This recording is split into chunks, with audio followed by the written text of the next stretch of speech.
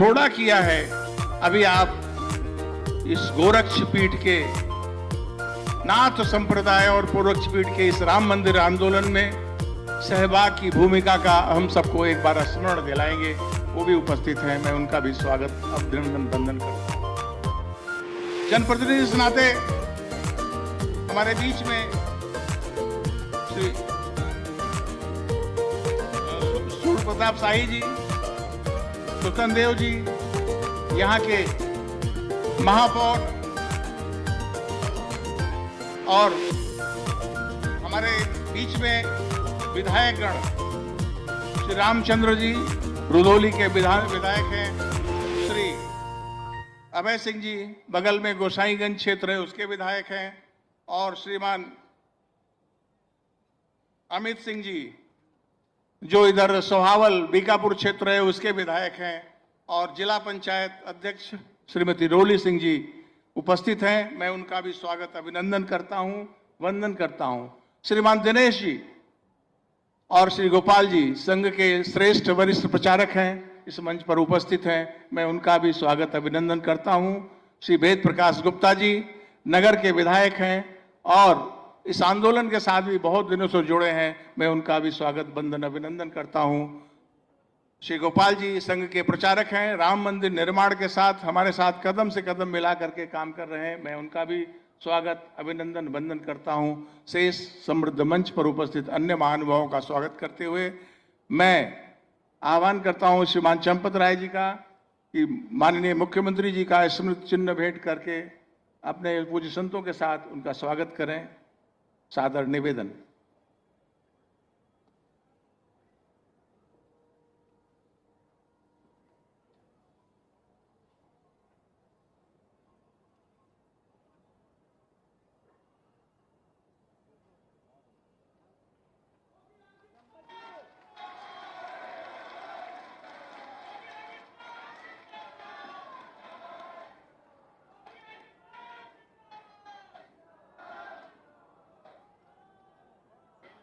हाँ हाँ अच्छा, क्या नाम है उसका? मैं संपत जी। हाँ एक मिनट। एक हमारी सूची में हनुमानगढ़ी के श्री महंत धर्मदास जी महाराज का नाम नहीं था, मैं भूल गया, क्षमा चाहता हूं। वो भी मंच पर उपस्थित हैं, उनका भी स्वागत अभिनंदन है। श्रीमान चंपत राय जी।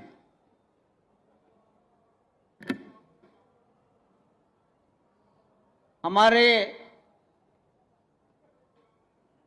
मुख्यमंत्री महोदय,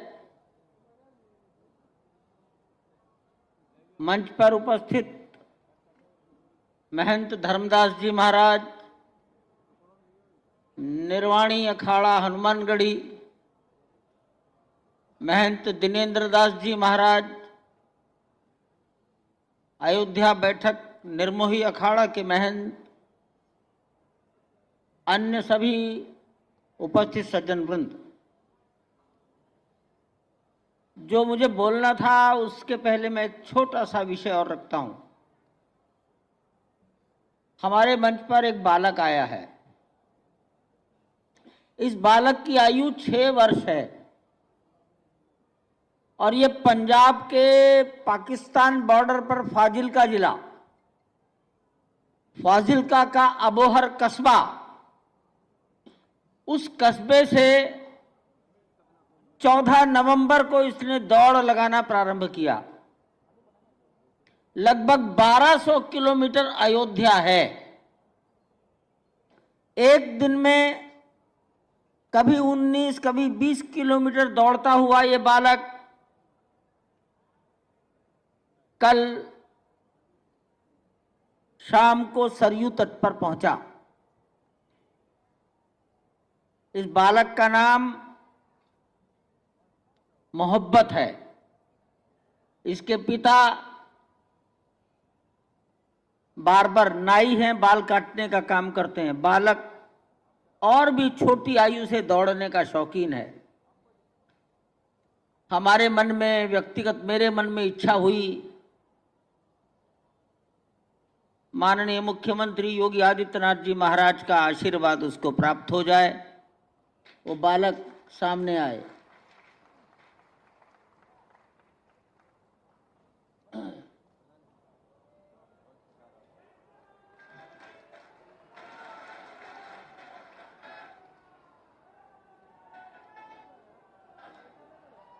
अभी भी कार सेवकपुरम से दौड़ लगाकर ही यहां तक आया है।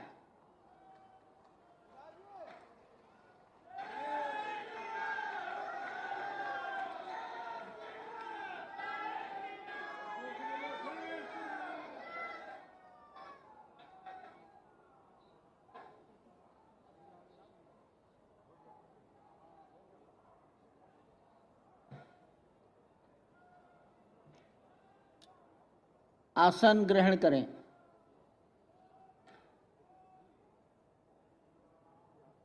सज्जनों, गोरक्षपीठ या गोरखनाथ मठ या नाथ परंपरा इस देश की कम से कम 1000 साल से चली आ रही परंपरा है। प्रारंभ से ही इस परंपरा ने समाज में किसी के साथ भेदभाव नहीं किया। हमारा समाज अनेक प्रकार की जातियां, उपजातियों में उनके नाम से जाना जाता है, लेकिन नाथ परंपरा बहुत प्रारंभ से जो भी घर छोड़कर फक्कड़ रहकर जीवन जी सकते हैं वो इस परंपरा में हैं।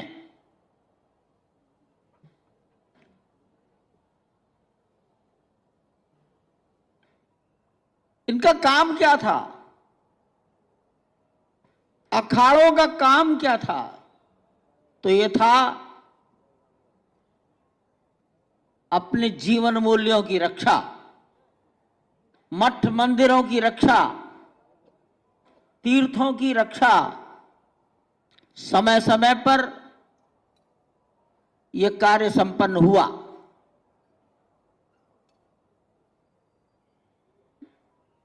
उन्नीस में गोरखपुर की गोरक्षपीठ पर पूज्य महंत दिग्विजयनाथ जी स्थापित थे, विराजमान थे।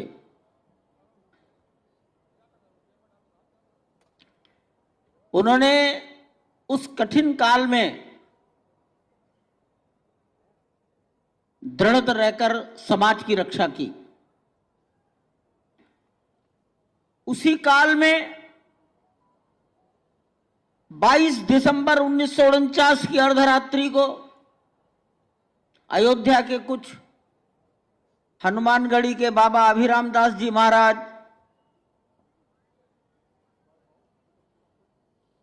कुछ और संत, यहां के कुछ नौजवान, उन्होंने उस 3 गुंबदों वाले ढांचे को अपने कब्जे में ले लिया था।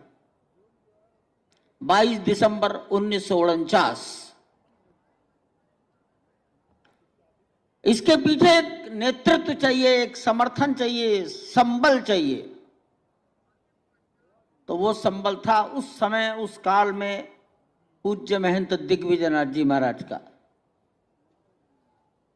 हमने तो उस काल में उनका दर्शन करने का अवसर नहीं मिला आयु के कारण, लेकिन हमने महंत अवैधनाथ जी को भरपूर 1984 के बाद इस आंदोलन से जुड़ा, सक्रिय रहा, उनके विचारों को सुना।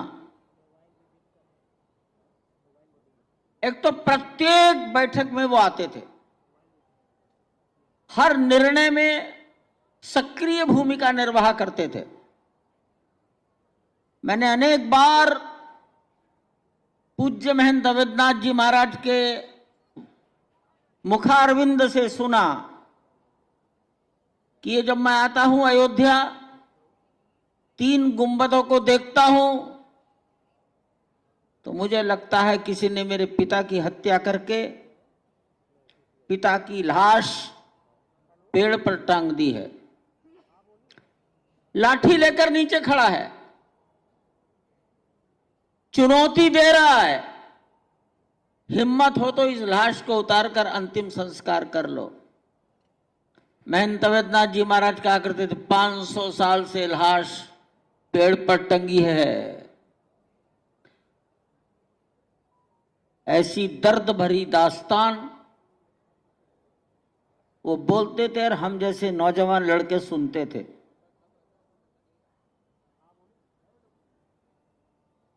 अंतिम समय तक वो मंदिर के बारे में जानकारी लेते थे। अशोक सिंघल को बुलाओ, क्या हाल है।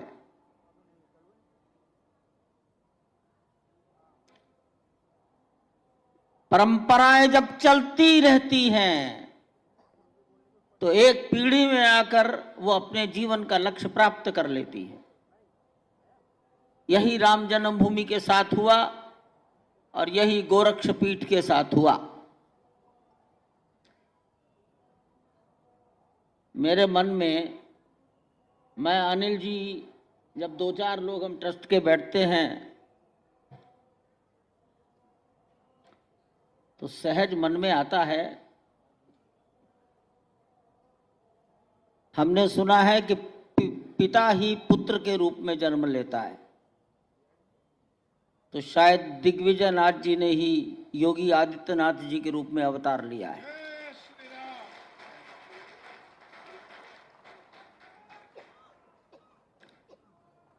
जैसा वो बोलते थे, जो समाज के अंदर प्रेरणा और हिम्मत जगाते थे, अब वो सुनने को मिलता है। ये मुकदमा 2017 के बाद ही शुरू हो पाया। उसका कारण क्या था? तो 18 से 25 हजार पृष्ठों का अंग्रेजी अनुवाद कौन करेगा? कोर्ट के दस्तावेज हिंदी में, संस्कृत में, उर्दू में, फारसी में, गुरमुखी में, फ्रेंच में और अंग्रेजी में। सर्वोच्च न्यायालय की भाषा केवल अंग्रेजी। आपने जब सत्ता का नेतृत्व अपने हाथ में ले लिया, सुप्रीम कोर्ट की पेशी हुई, तो सरकार के प्रतिनिधि एडवोकेट ने कहा इन हजारों पृष्ठों का अनुवाद उत्तर प्रदेश की सरकार कराएगी। निर्धारित जो समय हमें दिया जाएगा उसमें काम पूरा होगा। ये उसका परिणाम है कि सर्वोच्च न्यायालय की कार्रवाई आगे बढ़ सकी। अन्यथा परमात्मा जाने, परमात्मा जाने।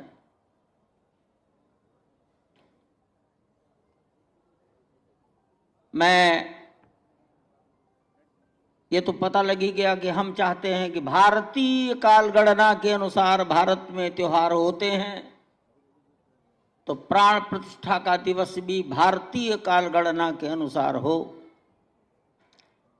भारतीय कालगणना में पौष शुक्ल द्वादशी, उस दिन भगवान विष्णु ने कूर्मा अवतार लिया था, कूर्म के रूप में, कूर्म जयंती है वो। और एक दिन पहले वो बैकुंठ एकादशी कही जाती है। ऐसे पवित्र दिन हम ये कार्यक्रम किया करेंगे।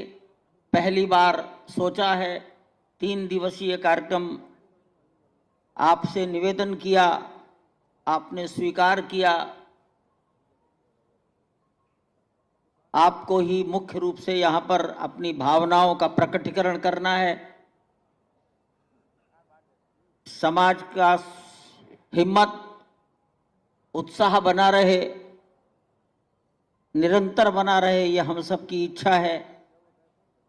मैं इन शब्दों के साथ अपनी बात को यहीं विराम देता हूं। आप सबको मेरा बारंबार प्रणाम। माननीय मुख्यमंत्री महोदय के श्री चरणों को मेरा प्रणाम।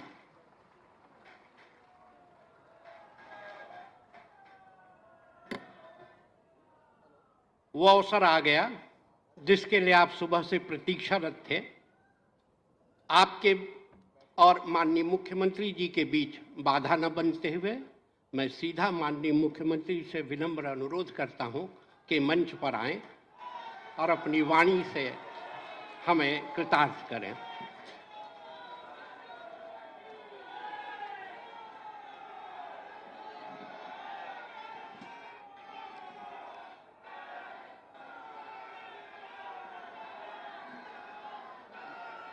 रामाय रामभद्राय रामचंद्राय वेद से रघुनाथाय नाथाय सीताय पति नमः।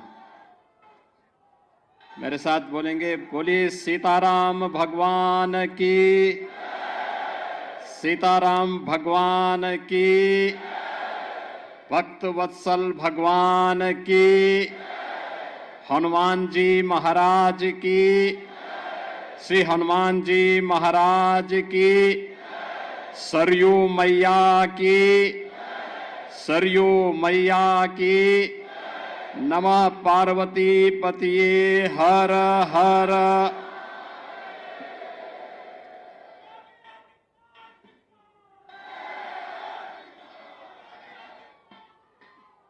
प्रतिष्ठा द्वादशी कि आज के इस पावन आयोजन में मंच पर उपस्थित पूज्य संतजन महंत श्री दिनेंद्र दास जी महाराज, महंत श्री धर्मदास जी महाराज, महंत ज्ञानी गुरजीत सिंह जी,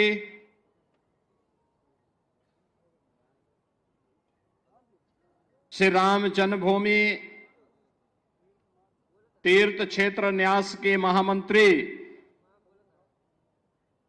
सम्मानित श्री चंपत राय जी, विश्व हिंदू परिषद के हमारे केंद्रीय पदाधिकारी माननीय श्री दिनेश जी, उत्तर प्रदेश सरकार के मंत्रिमंडल के मेरे सहयोगी प्रभारी मंत्री अयोध्या श्री सूर्य प्रताप शाही जी, जल शक्ति मंत्री श्री स्वतंत्र देव सिंह जी,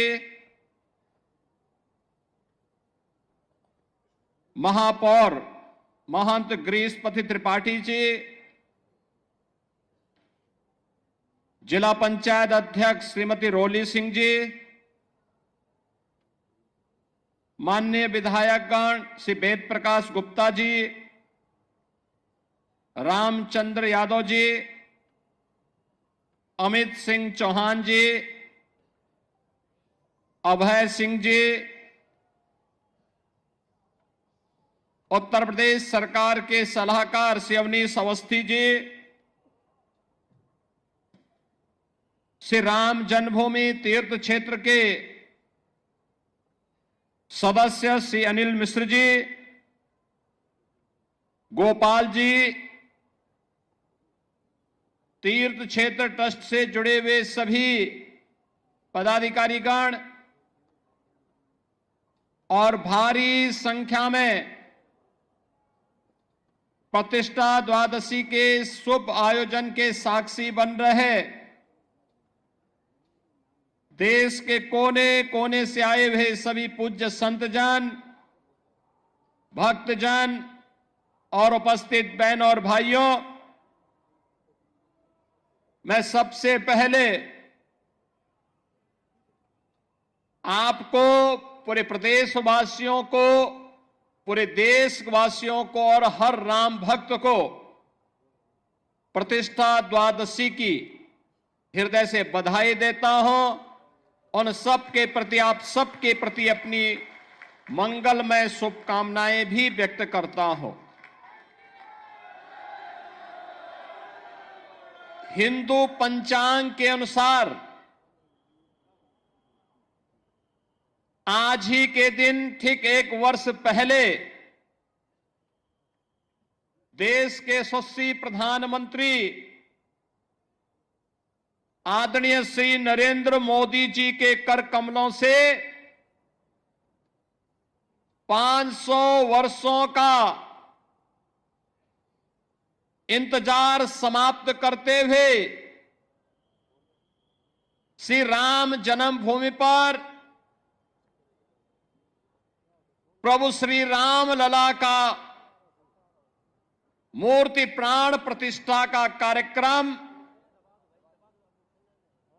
संपन्न हुआ था और इसीलिए 1 वर्ष पूर्ण होने के उपलक्ष्य में हिंदू पंचांग के अनुरूप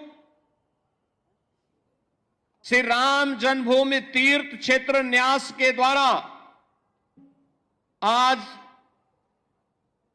प्रतिष्ठा द्वादशी के रूप में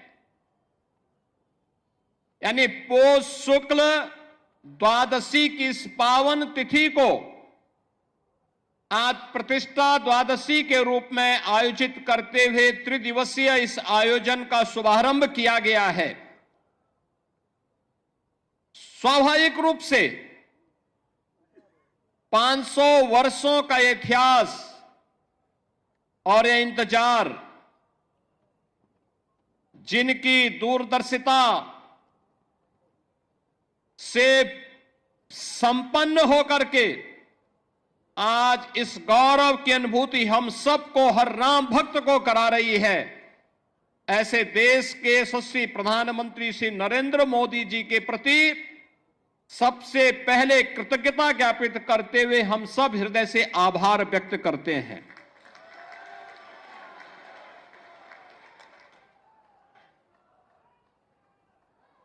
बहनों और भाइयों, इस अवसर पर श्री राम जन्मभूमि के लिए चले एक लंबे आंदोलन को, जो संविधान के दायरे में रह करके लोकतांत्रिक तरीके से जिस आंदोलन को एक मंच पर सजोने का काम राष्ट्रीय स्वयंसेवक संघ के मार्गदर्शन और नेतृत्व में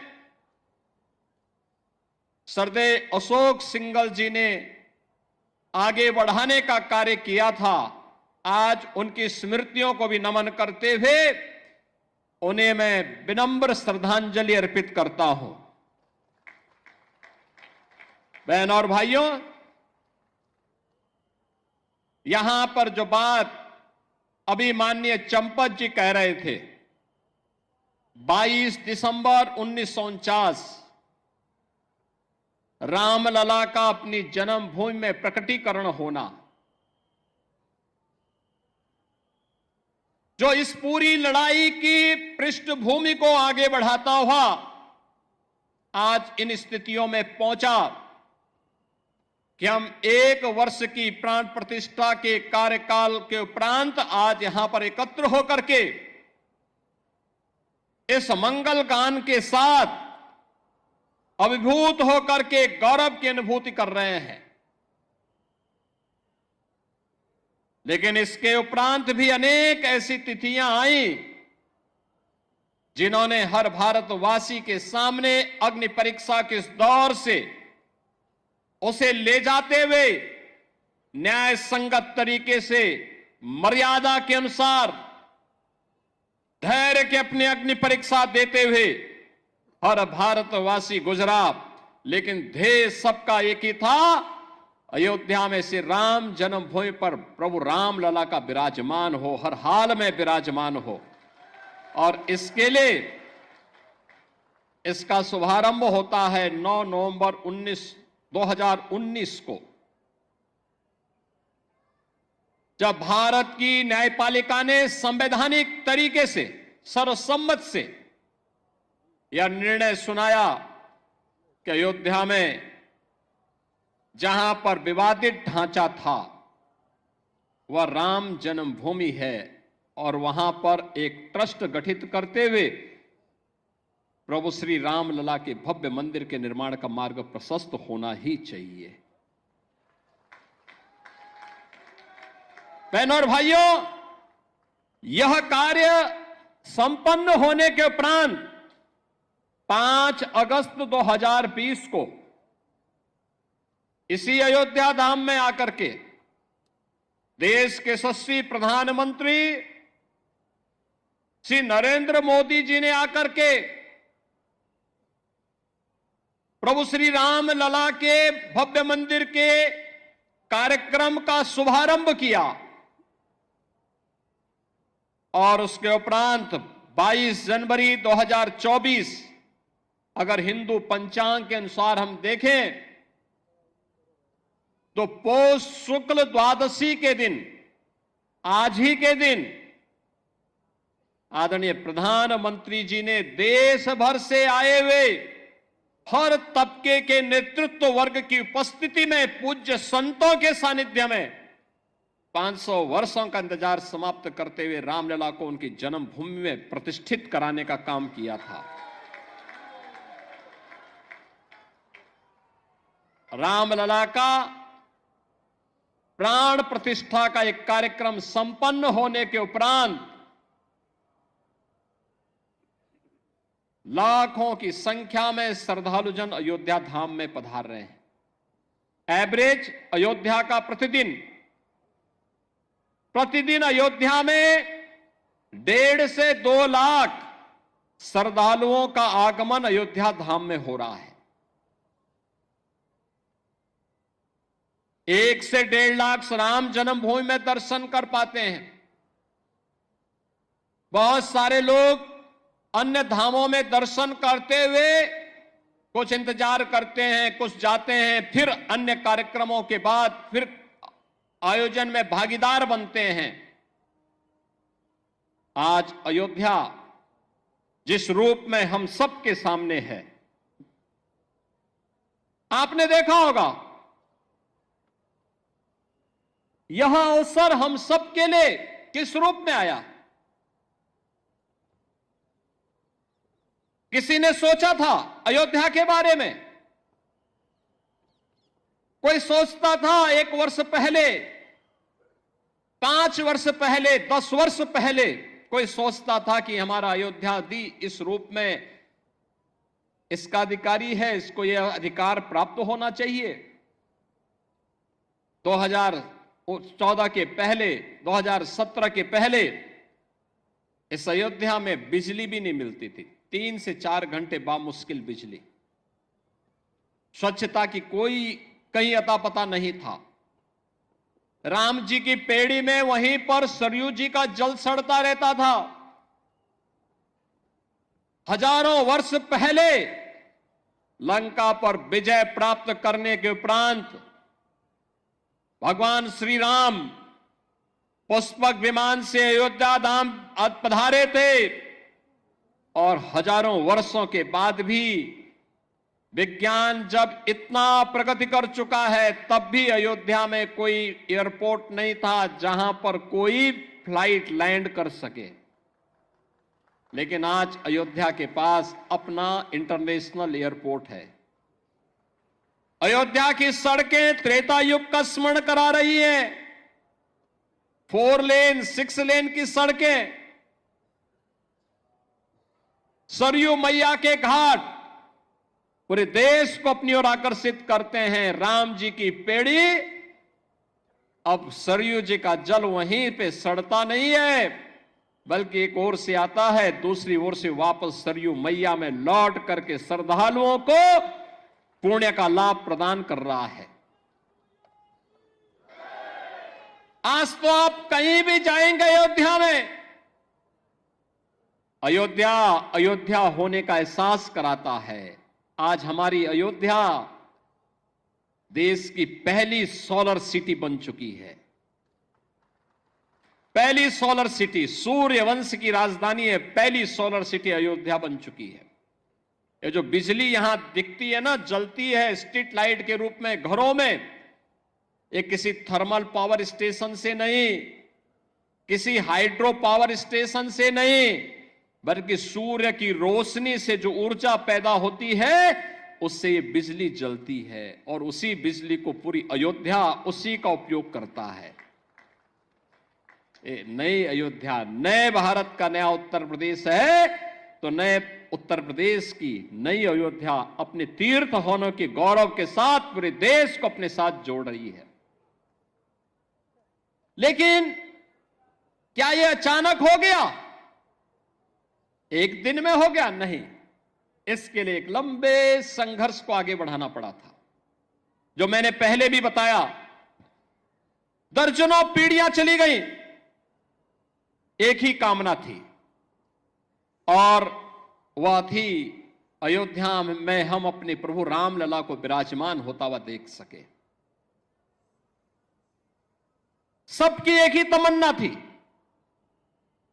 अधूरी कामना के साथ पूज्य संतों का, भक्तों का चला जाना, लेकिन संकल्प उनका इतना दृढ़ था कि उस संकल्प को पूरा करने के लिए हम सब सौभाग्यशाली हैं कि इन तिथियों को अपने इन भौतिक चक्षुओं से देखने का सौभाग्य हम सबको प्राप्त हुआ है। बहनों और भाइयों, रामकाज के इन सभी कार्यों के लिए त्याग और तपस्या पूज्य संतों की थी, राम भक्तों की थी, और उन अनगिनत राम भक्तों, कार सेवकों, पूज्य संतों, उन सब के हम सचमुच ऋणी हैं, जिनके कारण संघर्ष के साथ साथ अग्नि परीक्षा के दौर से गुजरते हुए भी वे अपने मार्ग से कभी विचलित नहीं हुए। और राम जन्मभूमि देश का एक ऐसा आंदोलन है, 500 वर्षों में, अगर आप 500 वर्षों में 1528 से लेकर के 6 दिसंबर 1992 तक के इतिहास को उठा करके देखेंगे तो हर 15 से 20 वर्ष के अंतराल में हिंदू समाज फिर से संघर्ष करने के लिए, अपनी जन्मभूमि को वापस प्राप्त करने के लिए, अपने प्रभु की जन्मभूमि को वापस प्राप्त करने के लिए निरंतर कार्य करता रहा, संघर्ष करता रहा। जिस भाषा में शासन तंत्र समझता था उस भाषा में उन्हें समझाने के लिए वह कार्य कर रहा था। और अंततः यह अवसर आया जब पूज्य संतों के सानिध्य में राष्ट्रीय स्वयंसेवक संघ के नेतृत्व में सरदेव अशोक सिंघल जी जैसे युग दृष्टा नेतृत्व इस आंदोलन के साथ जुड़ता है, जिन्होंने कभी मान अपमान की चिंता नहीं की। एक ही ध्येय था, हर हाल में राम जन्मभूमि वापस हिंदुओं को प्राप्त होना चाहिए, रामलला का भव्य मंदिर का निर्माण होना चाहिए। सचमुच बोलने के लिए शब्द नहीं है, हम सबका मन भावुक हो जाता है, भाव विभोर हो जाते हैं, हम भाव विह्वल हो जाते हैं जब इस पूरे इतिहास को देखते हैं। उस आंदोलन को नजदीक से हम लोगों ने जब देखा और आज जब यह परिणाम हम सबके सामने आता है तो खुशी इस बात की होती है कि हम सब सौभाग्यशाली हैं। याद करिए, और मेरे लिए इसलिए भी सौभाग्य का विषय है कि हमारी 3 पीढ़ी उस अभियान के साथ जुड़ी रही। पूज्य महंत दिग्विजय नाथ जी महाराज को मैं नहीं देख पाया था, लेकिन अपने पूज्य गुरुदेव से जो मैं सुनता था, और मुझे याद है जब 2014 में मेरे पूज्य गुरुदेव अपने अंतिम, यानी उनके अंतिम श्वास चल रही थी, संजोग ऐसा था कि सरदेव अशोक सिंघल जी उस समय उनको देखने के लिए हॉस्पिटल में आए और अंतिम बातचीत भी उनकी सरदेव अशोक जी के साथ ही। काफी देर तक वह देख रहे थे, अशोक जी की तरफ देख रहे थे, और अंत में एक ही बात उन्होंने कही। मैं देख रहा था, उस दौरान वो कई दिनों से किसी से बोल नहीं रहे थे। अशोक जी को भी काफी देर तक, लगभग 1 घंटे तक वह देखते रहे, एक टकटकी लगाओ निगाहों से देखते रहे, और अंत में उन्होंने अशोक जी को सामने बुलाया, कहा क्या राम जन्मभूमि का मंदिर बन जाएगा ना? तो अशोक जी ने कहा जरूर बनेगा, आप एक बार थोड़ा स्वस्थ होइए, जरूर बनेगा, जरूर बनेगा। और यही आश्वस्त के बाद कुछ ही दिन के बाद उन्होंने अपनी भौतिक देह का विश्राम कर दिया था। बहनों और भाइयों, बाबा अभिराम दास जी हों, पूज्य परमहंस रामचंद्र दास जी महाराज रहे हो, शंकराचार्य की परंपरा रही हो, रामानंदाचार्य की परंपरा रही हो, रामानुजाचार्यों की परंपरा रही हो, पूज्य संतों की एक अविरल परंपरा रही हो, या फिर राष्ट्रीय स्वयंसेवक संघ से जुड़े हुए यशस्वी नेतृत्व का ये पूरा अनवरत सिलसिला चलता रहा, लगातार चलता रहा। और आज हम सब यहां पर इस बात का एहसास कर रहे हैं कि राम जन्मभूमि के लिए जो ये आंदोलन चला था, आज वो एक सार्थक लक्ष्य की ओर आगे बढ़ते हुए किस रूप में जा रहा। जो भी अयोध्या आता है, कोई भी आता है, दुनिया के अंदर कोई भी आता है, वह व्यक्ति अभिभूत होकर के जाता है। जिसने 5 वर्ष पहले, 10 वर्ष पहले अयोध्या देखी होगी, आज जब अयोध्या आता तो उसको पहचानने में कठिनाई होती, कहता वाह, अयोध्या तो अब त्रेता युग का एहसास करा रही है। और हम कह सकते हैं अभी 1 साल 2 साल और देखें, जब ये पूरा परिसर, राम जन्मभूमि का पूरा परिसर अपने भव्य रूप में आएगा तो दुनिया का सुंदरतम नगर के रूप में, सबसे आध्यात्मिक, सबसे धार्मिक, पुरी के साथ साथ धाम के रूप में, दुनिया की सबसे वैभवशाली नगरी के रूप में हमारा अयोध्या धाम विकसित होने जा रहा है, उस ओर आगे बढ़ रहा है। श्री राम जन्मभूमि तीर्थ क्षेत्र न्यास ने पिछले 4 वर्ष के दौरान न दिन देखा, न रात देखा,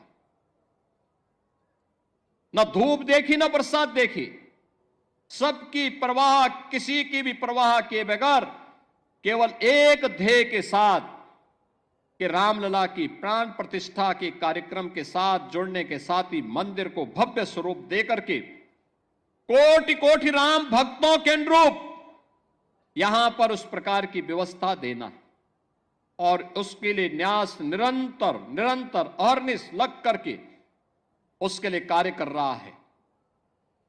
बहनों और भाइयों, भक्तों की इच्छा के अनुरूप भले ही वहां पर सुविधाओं को आगे बढ़ाने का काम जिस मजबूती के साथ चल रहा है, पूरा परिसर एक बार भव्य रूप में आ जाएगा तो सचमुच सनातन धर्म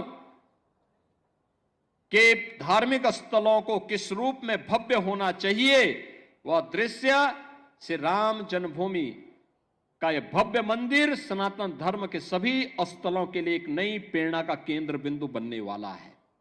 और उसके लिए हम सबको अपने आप को तैयार करना। आज का जब हम यहां पर प्रतिष्ठा द्वादशी के अवसर पर आए हैं तो बहनों और भाइयों, हमारे सामने बहुत सारे लक्ष्य हैं।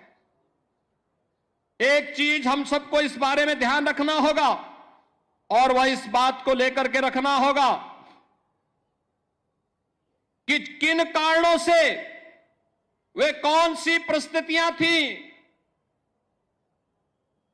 कि समाज बटा हुआ था और हमारे पूज्य आराध्य देव स्थल अपमानित हो रहे थे। अगर हम जाति के नाम पर और तमाम अन्य वादों के आधार पर विभाजित रहेंगे तो इस प्रकार की अपमानजनक स्थितियों का सामना हम सबको निरंतर करना पड़ सकता है। और इसलिए आज की आवश्यकता वही है जो न केवल हमारे वर्तमान को बल्कि भविष्य को भी सुरक्षित रख सकता है। उस एकता के सूत्र में बांधने के लिए, राष्ट्रीय एकात्मता के लिए कार्य करने के संकल्प के साथ जब हम जुड़ेंगे, याद रखना, राष्ट्रीय एकात्मता की कड़ी मजबूत होगी, सनातन धर्म भी मजबूत होगा, देश भी मजबूत होगा, हम सब भी मजबूत होंगे। लेकिन अगर हमारा देश कहीं किन्हीं कारणों से आपस में ही विभाजित होकर के कमजोर होगा, जातीयता की खाइयां चौड़ी होंगी, क्षेत्र और भाषाई आधार पर हम विभाजित होंगे, तो इसका खामियाजा सबसे पहले हमारे पूज्य धर्मस्थलों को ही भुगतना पड़ेगा, बहन और बेटियों को ही भुगतना पड़ेगा। उस प्रकार की स्थिति हम सबके सामने दोबारा न होने पाए, यह एक नया संकेत भी द्वादश प्रतिष्ठा का यह आयोजन हम सबको, प्रतिष्ठा द्वादशी का यह कार्यक्रम हम सबको इस नई प्रेरणा के साथ आगे बढ़ने के लिए प्रेरित कर रहा है।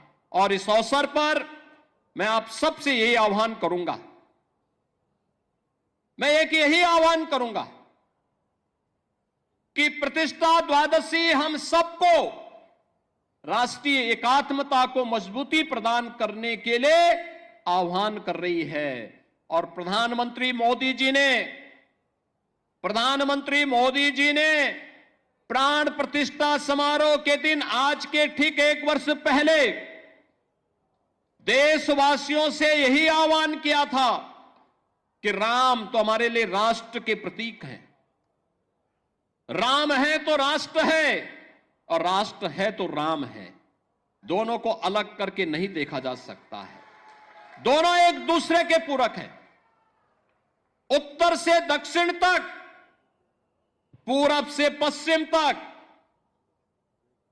इन्हीं आराध्य देवों के कारण आज वर्तमान भारत है।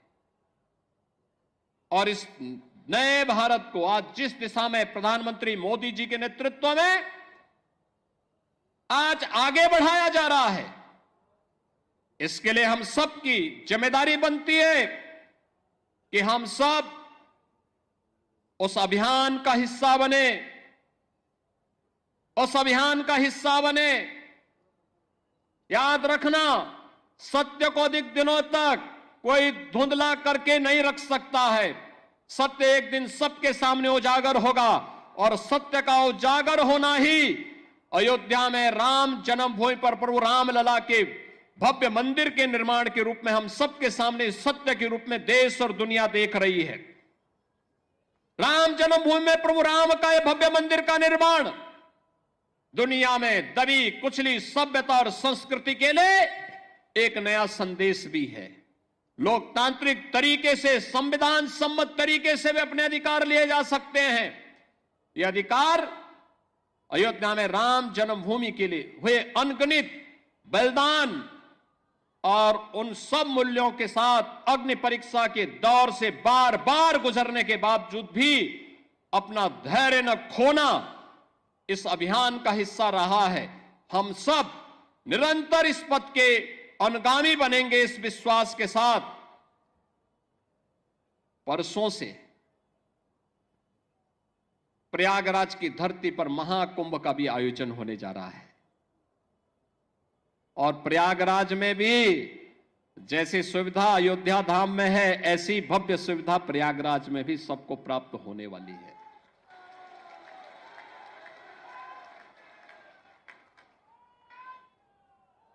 हम लोग कल ही वहां से आए हैं, पूरी व्यवस्था देख करके, अंतिम स्वरूप दे करके। और आप देखिए, कुंभ का मतलब, महाकुंभ का मतलब क्या होता है। देखिए, श्रद्धावान लभते ज्ञानम, आपकी श्रद्धा है तो बुद्धि, ईश्वरीय शक्तियां अपने आप दे देती हैं। और वही आज आपको वहां पर प्रयागराज में देखने को मिल रहा होगा। प्रयागराज में जिस रूप में एक बार फिर से महाकुंभ का आयोजन, जिस भव्यता के साथ, जिस दिव्यता के साथ, आस्था और आधुनिकता के संगम के रूप में प्रयागराज की धरती में देखने को मिल रहा है, मैं आप सबसे भी कहूंगा, एक बार जाकर के त्रिवेणी में जाकर के, अयोध्यावासी तो मां सरयू का यहां पे स्नान करते होंगे, यहां पे मां सरयू का आशीर्वाद से यह कृपा तो उन पर बनी रहती है। संगम में जाकर के एक बार जरूर देखिएगा व्यवस्था कैसे होनी चाहिए, कैसे सिस्टम अपने आप पूरी व्यवस्था को आगे बढ़ाता है और सनातन धर्म का गौरव कैसे आगे बढ़ेगा। इन सब का एक मूर्त रूप आपको वहां पर भी देखने को मिलेगा। इस अवसर पर मैं आप सबको आज प्रतिष्ठा द्वादशी की आने वाले 14 जनवरी को मकर संक्रांति की और 13 जनवरी से 26 फरवरी तक महाकुंभ का जो आयोजन प्रयागराज की धरती पर आयोजित हो रहा है, इस पूरे आयोजन के प्रति भी मैं आप सबको हृदय से अभी से बधाई देता हूं, अपनी शुभकामनाएं देता हूं और विश्वास व्यक्त करता हूं कि आप भी प्रयागराज जाकर के एक बार त्रिवेणी में जरूर पावन संगम पे डुबकी लगा करके पुण्य के भागीदार बनेंगे। आप सबके प्रति मेरी मंगलमय शुभकामनाएं। श्री राम जन्मभूमि तीर्थ न्यास को आयोजन के लिए हृदय से धन्यवाद देते हुए अपनी वाणी को देता हूं विराम। मेरे साथ बोलेंगे जय जय सीताराम।